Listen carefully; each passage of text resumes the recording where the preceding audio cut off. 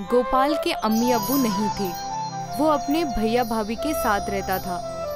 गोपाल की भाभी गोपाल को अपने शौहर के ऊपर बोझ समझती थी। गोपाल जब भी खाना खाने बैठता तो भाभी किसी न किसी बहाने घर में कलेश करती। अब इस सांड को कुछ काम करने के लिए बोलोगे या ऐसे ही बिठाकर खिलाते रहोगे? सेठ साहब की कपड़ों की दुकान है, वहीं इसे काम पर लगाने की बात की है। वीरवार से ये वहीं जाकर काम करेगा। गोपाल बहुत भोला था, कोई भी बड़ी आसानी से उसे उल्लू बना देता।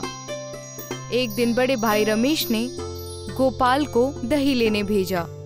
ये लो 40 रुपए और 1 किलो दही लेकर आना। गोपाल जब रास्ते से जा रहा था तो एक आदमी उसके पास आकर बोला, बेटा, मैं बहुत गरीब हूँ, मुझे अपनी बेटी के लिए दवाखाने से दवा ले आनी है।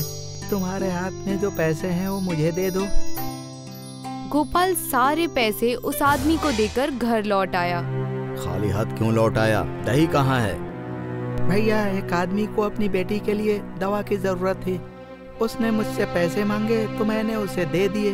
देख लो इस मूर्ख की चालबाजी, ये जरूर पैसे खाने पीने में उड़ा आया है और अब हम दोनों को बेवकूफ बना रहा है। मैं सच कह रहा हूँ भैया। उस आदमी ने तुझे बेवकूफ बना दिया। ऐसे तो रास्ते पर पता नहीं कितने जरूरतमंद लोग हैं। पहले तू अपना खर्चा निकालना सीख ले, फिर अपनी कमाई से कतिया देना। मेरी कमाई को इस तरह मत लुटा, कल से तू काम पर जाएगा। अगले दिन से गोपाल ने काम पर जाना शुरू कर दिया। मैं जो भी ऑर्डर तुम्हें दूंगा, तुम्हें बस उस ऑर्डर को पूरा करना है। तुम्हें खरीदार का भी ध्यान रखना है। एक दिन एक औरत दुकान पर साड़ी देख रही थी। कोई अच्छी साड़ी दिखाइए सेठ जी। ये क्या सब सस्ते सस्ते पीस दिखा रहे हैं, एक का भी रंग अच्छा नहीं है। बहन जी, ये वाली साड़ी देखिए, बहुत ही बेहतरीन है, लेकिन कीमत एक ही है, 5000। इसमें गोपाल बीच में बोल पड़ा, लेकिन सेठ साहब, आप तो उस दिन बता रहे थे कि ये साड़ी सिर्फ आपने 2000 में ही खरीदी है। कुछ ही दिनों में सेठ ने गोपाल को नौकरी से निकाल दिया। क्या मुसीबत है, बड़ी मुश्किल से तुम्हें नौकरी पर रखा था और तुमने नौकरी छोड़ दी। अब तुम्हें जल्दी से दूसरी नौकरी दिलानी होगी। जब तक तू काम पर नहीं जाएगा तब तक तुझे रोटी नहीं मिलेगी। इस बार तुम्हें मजदूरी का काम दिलाऊंगा। इसे पत्थर तोड़ने का काम दिलाओ। जब मेहनत करनी पड़ेगी तभी उसके अक्ल पर पड़े पत्थर हटेंगे। गोपाल बेचारा पत्थर तोड़ने का काम करने लगा। गोपाल की जो भी कमाई होती गोपाल की भाभी उससे छीन लेती। गोपाल की शादी के लिए जो भी रिश्ते आते भाभी कोई भी रिश्ता तय नहीं होने देती थी। उस मूर्ख के साथ शादी करने का मतलब है किसी बैल के साथ लड़की को बांध देना। गोपाल जहाँ पत्थर तोड़ता था उसके साथ एक और लड़का भी पत्थर तोड़ता था। मेरा नाम राजन है, क्या तुम मुझसे दोस्ती करोगे? मेरा कोई दोस्त नहीं है, मैं तुमसे दोस्ती जरूर करूँगा। मेरा भी कोई दोस्त नहीं है। अच्छा बताओ, तुम्हारा नाम क्या है? मेरा नाम गोपाल है और मैं चंडीपुर गांव का रहने वाला हूँ। गोपाल और राजन साथ साथ में काम करते, साथ खाना खाते और साथ काम में एक दूसरे की मदद करते। राजन, तुमने मुझे कभी बताया नहीं कि तुम किस गांव के रहने वाले हो? मैं किस गांव का रहने वाला हूँ तुम इस बात के फिक्र क्यों करते हो? मैं बस तुम्हारा दोस्त हूँ। राजन ने बातों ही बातों में गोपाल को शिक्षित करना भी शुरू कर दिया। मेरे दोस्त, तुम्हें कुछ रोजमर्रा की बातें भी सीख लेनी चाहिए। पहली बात, दुनिया में बिना दौलत के कुछ भी नहीं है, इसलिए पहली नजर दौलत पर रखना। ठीक है, आज से मैं इस बात का पूरा ख्याल रखूंगा कि दूसरों के पास कितने पैसे हैं। दूसरों के पास नहीं बेवकूफ, इस बात का ध्यान रखना कि तुम्हारे पास कितनी दौलत है। और दूसरी बात याद रखने वाली ये है कि दौलत का इस्तेमाल सोच समझकर करना है। तुम अपनी दौलत को किन किन चीजों पर खर्च करते हो, इससे पता चलता है कि तुम्हारी शख्सियत कैसी है। और तीसरी सबसे खास बात ये है शादी ब्याह वाली। शादी भी इसी बात पर तय की जाती है कि लड़के के पास कितनी दौलत है और शख्सियत कैसी है। ठीक है दोस्त, आज से मैं तुम्हारी बताई हुई तीनों बातों का ख्याल रखूंगा। गोपाल उस दिन जब घर पहुंचा तो उसने अपनी भाभी से पूछा, भाभी, मैं अपनी कमाई आपको ला कर देता हूँ, क्या आप मुझे बताएंगी कि मेरे पास कितने पैसे इकट्ठे हो चुके हैं? ए मूर्ख, तुझे पैंट पहनने नहीं आती और मुझसे हिसाब मांग रहा है? आने दे तेरे भैया को, देख उनसे कैसे तेरी धुनाई करवाती हूँ। कुछ देर बाद गोपाल का भाई रमेश घर आया। देख रहे हो, आज तुम्हारा भाई मुझसे पैसों का हिसाब मांग रहा था, जैसे मुझे लाखों की कमाई लाकर देता हो। हाँ भैया, आज मुझे इस बात का हिसाब चाहिए कि मेरे पास कितने पैसे हैं। मुझे भी अपने मुस्तकबिल की फिक्र है। तेरे खाने का खर्चा तो हम लोग करते हैं, उसका क्या? खाने के रोजाना 100 रुपए मान लीजिए, फिर भी तो 300 रुपए रोज के हिसाब से बचते होंगे। गोपाल के भैया और भाभी समझ गए कि गोपाल हिसाब लेकर ही रहेगा। उन्हें गोपाल को 18,000 रुपए देने पड़े, जो कि गोपाल की 2 महीने की कमाई थी। इन पैसों को मुझे कहाँ खर्च करना चाहिए?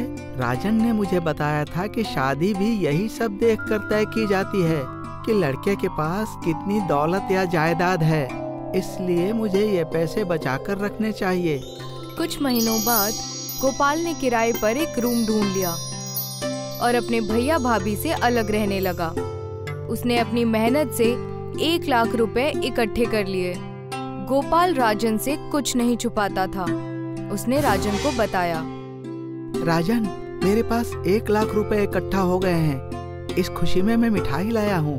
अरे वाह, मेरा दोस्त तो अब लखपति बन गया है, इसलिए मैं अब तेरी शादी करवाऊंगा।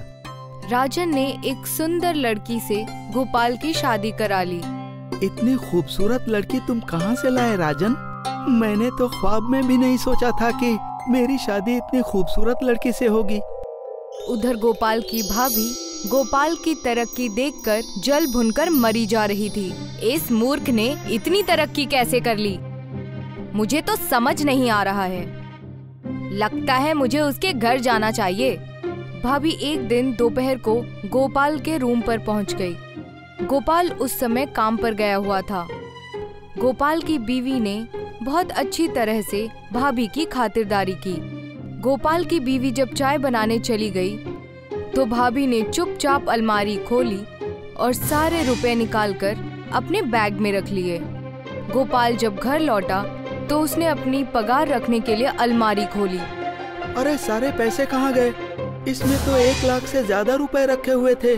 गोपाल की पत्नी ने जब बताया कि उसकी भाभी घर पर आई थी तो गोपाल सब कुछ समझ गया, लेकिन सीधे सीधे गोपाल की हिम्मत नहीं हो रही थी कि वो अपने घर जाकर भाभी को चोर बताए। गोपाल रोते हुए राजन के पास पहुंचा। उसने सारी बात राजन को बताई। राजन अचानक एक परी में बदल गया। मैं भोले लोगों की मदद करने वाली एक परी हूँ। परेशानी के समय तुम्हें रोना नहीं चाहिए। मैं तुम्हें एक जादुई टब देती हूँ। इस टब में पानी भरकर उस पानी में अपना चेहरा डुबो देना। चेहरा डुबोने के समय तुम जो मांगोगे वो तुम्हें मिल जाएगा। यदि कोई लालची व्यक्ति इसका गलत फायदा उठाना चाहेगा तो उसके अंजाम बहुत बुरे होंगे। गोपाल जादुई टब को लेकर घर आ गया और उसने उसमें पानी भरा। पानी में अपना चेहरा डुबोकर गोपाल ने खोई हुई 1 लाख रुपए के बारे में सोचा। गोपाल को वो रुपए वापस मिल गए। गोपाल ने गांव के सारे लोगों को भोले लोगों की मदद करने वाली परी और जादुई टब के बारे में बताया। गोपाल की भाभी एक दिन रोते हुए गोपाल के पास पहुंची और बोली, गोपाल, मुझे माफ कर देना। मैंने तुम्हारे ऊपर बहुत जुल्म किए हैं और तुम्हारे पैसे भी चुराए। मुझे अपने बुरे कर्मों का फल मिल गया। तुम्हारे भैया की नौकरी चली गई। एक दिन के लिए वो जादुई टब मुझे दे दो। गोपाल ने जादुई टब अपनी भाभी को दे दिया।